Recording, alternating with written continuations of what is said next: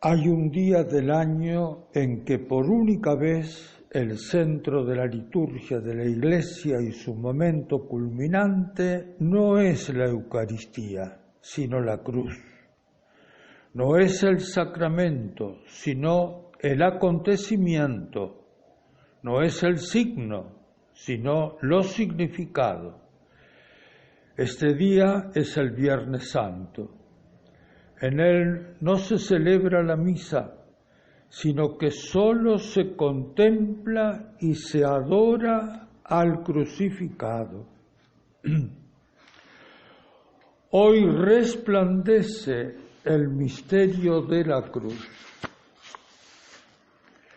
La parte central de la liturgia de este día es la adoración de la cruz, que comenzará con la lectura de la pasión del Señor, y el momento central será justamente la entrada de la cruz ante la asamblea y el rito de la adoración. La cruz atraviesa toda la historia de la salvación. Está presente en el Antiguo Testamento como figura. Está presente en el Nuevo Testamento como acontecimiento y está presente en el tiempo de la Iglesia como sacramento, como misterio. ¿Qué representa el madero, el árbol en el Antiguo Testamento?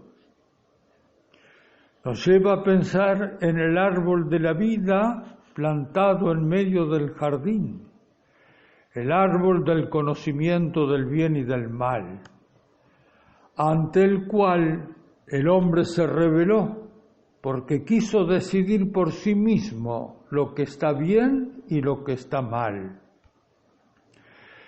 Pero también en el Antiguo Testamento se anuncia la función positiva del madero. De madera fue fabricada el arca en que la humanidad se salvó del diluvio.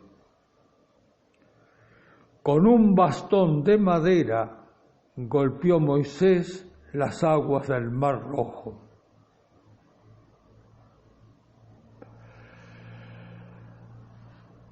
¿Qué representa el árbol de la cruz en la vida de Jesús?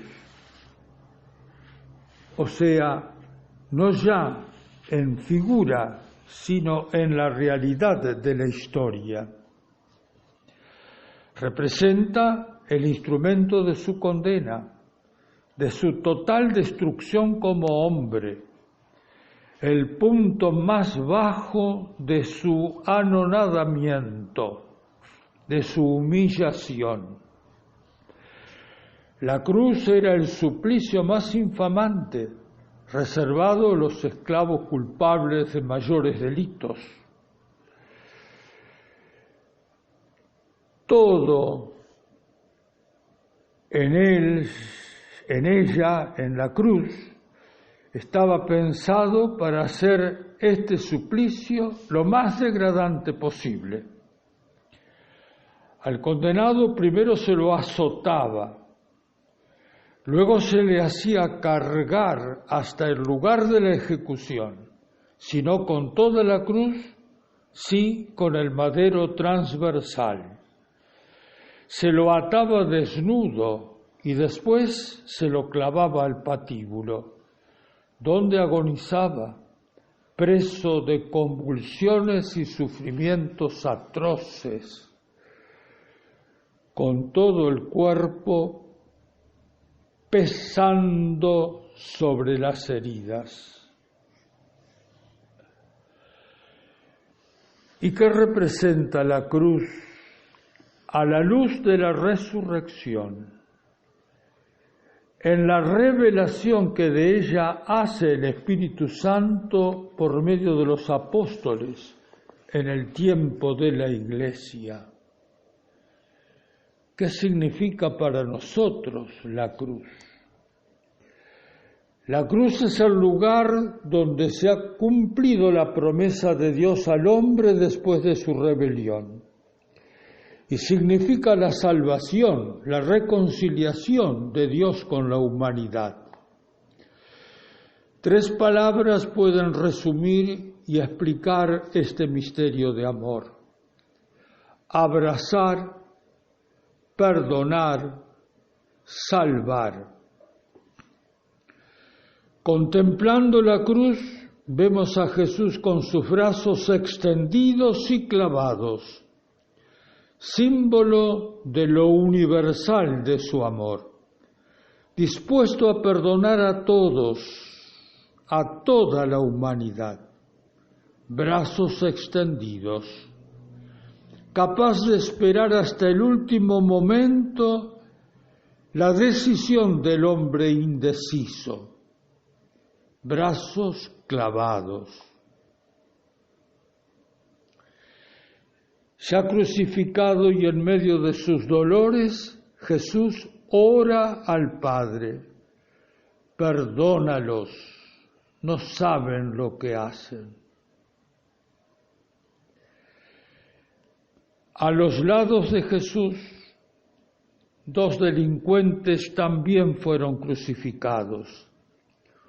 Uno le suplica: acuérdate de mí cuando llegues a tu reino.